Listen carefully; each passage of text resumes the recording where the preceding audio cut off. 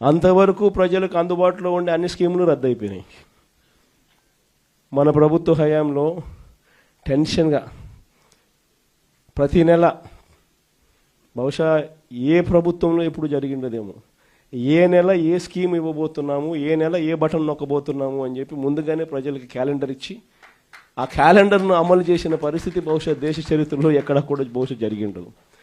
అలాంటి మన పాలన చూసి చంద్రబాబు నాయుడు గారు అవన్నీ చేయడమే కాకుండా, ఏముంది జగన్ చేసే పని ఎవడైనా చేయొచ్చు, ఇంట్లో ముసలోళ్ళైనా చేయొచ్చు అని చెప్పి అన్నాడు. అవన్నీ చేయడమే కాకుండా నేను సూపర్ 6, సూపర్ 7 కూడా హామీలు అమలు చేస్తానని చెప్పిన వ్యక్తి ఈ 22 ఏళ్ళు కావస్తా ఉన్న ఈ సమయంలో చంద్రబాబు నాయుడు గారి హయాంలో జరిగింది ఏమిటి అని అంటే, అన్ని పథకాలు, గతంలో జరిగే అన్ని పథకాలు రద్దు కావడం, సూపర్ 6, సూపర్ 7 మోసాలుగా మిగిలిపోవడం, పైగా వ్యవస్థలన్నీ పూర్తిగా నీరు గారిపోవడం, నిర్వీర్యమైపోవడం. ఈ మూడు చూసాం మనం.